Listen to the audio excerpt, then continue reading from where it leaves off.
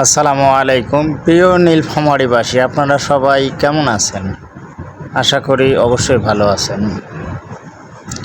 আমরা নীলফামারী ২ আসনের মাননীয় সংসদ সদস্য আল ফারুক আব্দুল লতিফকে সংসদে পেয়ে আনন্দিত, কারণ উনি সংসদে রেল যোগাযোগ নেই, যে কথাগুলো বলেছে এবং আমাদের নীলফামারী বাসীর জন্য যে দোয়া চেয়েছে, আমরা অবশ্যই ওনাকে দোয়া করব।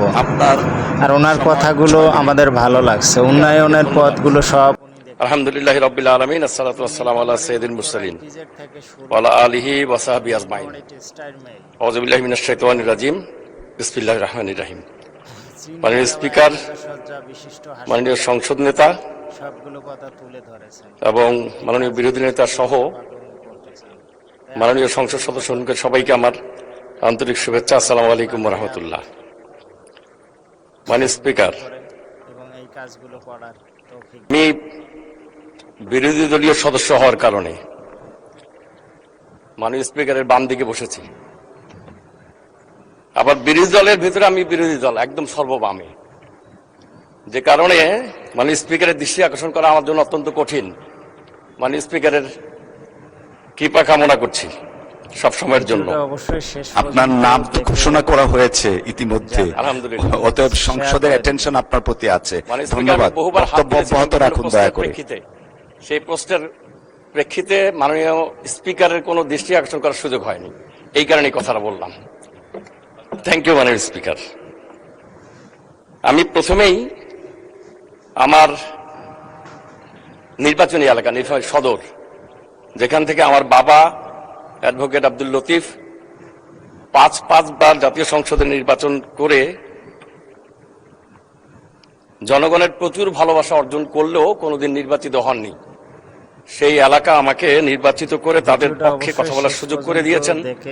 এজন্য আমি আমার নির্বাচনী এলাকার জনগণকে আন্তরিক কৃতজ্ঞতা এবং মোবারকবাদ জানাই এবং ভবিষ্যতে ভালোভাবে পথ চলার জন্য দোয়া চাই। মানে স্পিকার, আমরা লক্ষ্য করেছি তেল নিয়ে একটি মন্তব্য করার কারণে ফ্যাসিবাদী কায়দায় জামাত ইসলামের একজন মহিলা কর্মীকে আটক করা হয়েছিল। জনগণের চাপে তাকে মুক্ত করা হলেও এর মাধ্যমে ফ্যাসিবাদী চরিত্রের বহিঃপ্রকাশ ঘটছে কিনা দেশবাসী প্রত্যক্ষ করছে।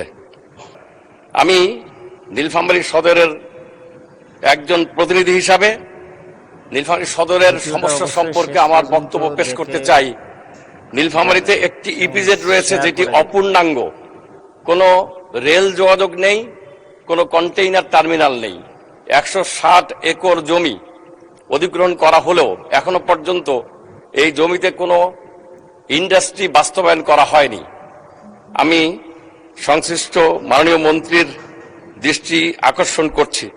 নীলফামারীতে একটি মেডিকেল কলেজ হয়েছে, যে মেডিকেল কলেজটি অপূর্ণাঙ্গ। ছাত্ররা এক জায়গায় ক্লাস করেন, এক জায়গায় আবাসন ব্যবস্থা গ্রহণ করেন, আর ব্যবহারিক ক্লাসের জন্য আর এক জায়গায় গিয়ে আরেকটি হসপিটালে গিয়ে তারা সেখানে তাদের ব্যবহারিক ক্লাস করেন। এই দুর্বিষহ অবস্থা থেকে উত্তরণের জন্য তাদের স্থায়ীভাবে রাস্তা সংলগ্ন ক্যাম্পাস অত্যন্ত জরুরি। মানে স্পিকার, নীলফামারী জেলাতে একটি স্থল বন্দর রয়েছে যা বহুদিন ধরে বন্ধ হয়ে আছে। এই বন্ধ স্থল বন্দরটি বাংলাদেশের সাথে ভারত, নেপাল, ভুটান, চীন 4টি দেশের সাথে বাণিজ্য সম্পর্ক সৃষ্টি করার জন্য ভালো ভূমিকা পালন করতে পারে এবং নীলফামারী জেলার প্রভূত উন্নতি হতে পারে। আমি মাননীয় স্পিকারের মাধ্যমে সংশ্লিষ্ট মন্ত্রী মহোদয়ের কাছে এই স্থল বন্দরটি পুনরায় চালুর ব্যাপারে আবেদন জানাচ্ছি।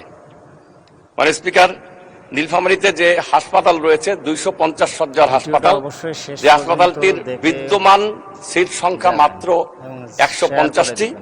একটি বিল্ডিং নতুন হয়েছে যেটি আর্মিরা তাদের আবাসন হিসেবে ব্যবহার করছেন। অবিলম্বে 250 শয্যা নিশ্চিত করা এবং বিশেষজ্ঞ ডাক্তারদের সেখানে মানে চিকিৎসা ব্যবস্থা প্রদানের জন্য ব্যবস্থা গ্রহণ করার জন্য আমি অনুরোধ করছি। মানে স্পিকার, আমাকে 2 মিনিট, অন্তপক্ষে 2 মিনিট। নীলফামারীর দারণী টেক্সটাইল মিল, যেটা পাকিস্তান আমলে একটি সুগার মিল আকারে প্রথমে বরাদ্দ হয়েছিল, পরবর্তীতে এটি টেক্সটাইল মিল হিসাবে নীলফামারীতে প্রতিষ্ঠিত হয়, যেটা দীর্ঘদিন ধরে কয়েক যুগ ধরে বন্ধ হয়ে আছে। শত শত একর জমি পড়ে আছে, অনেকগুলো স্থাপনা পড়ে আছে। অবিলম্বে এই ভিডিওটা অবশ্যই টেক্সটাইল শেষ মিলটিকে পর্যন্ত চালু করে দেখে টেক্সটাইল মিল আকারে হোক, অন্য কোন মিল আকারে হোক চালু করার জন্য আমি শেয়ার করে দিন। বিনীতভাবে সংশ্লিষ্ট মন্ত্রীর কাছে নিবেদন করছি। নীলফামারীতে কারিগরি শিক্ষা প্রতিষ্ঠানের যথেষ্ট অভাব। একটি পলিটেকনিক ইনস্টিটিউট প্রতিষ্ঠা করার কাজ শুরু হলো, দ্রুত এটি সম্পন্ন করা দরকার এবং এর মাধ্যমে কারিগরি শিক্ষায় আরো নতুন শিক্ষা প্রতিষ্ঠান যোগ করে কারিগরি শিক্ষার উন্নতি করা দরকার। নীলফামারী জেলা আইনজীবী সমিতির সভাপতি হিসাবে এবং একজন আইনজীবী হিসাবে আমি নীলফামারী জেলা আইনজীবী সমিতির জন্য আইন মন্ত্রণালয়ের বরাবরে 20 শতক জমি ইতিপূর্বে দেওয়া হয়েছিল, যে জমিটি নীলফামারী যে সংশ্লিষ্ট রাস্তার প্রধান সড়কের সংলগ্ন না হয়, পিছনে হয়, এই জমিটি প্রধান সড়ক সংলগ্ন করে দেওয়ার জন্য সংশ্লিষ্ট মন্ত্রীর মাননীয় মন্ত্রীর দৃষ্টি কামনা করছি। অনেকগুলো বিষয় সুযোগ না থাকার কারণে বলা হলো না।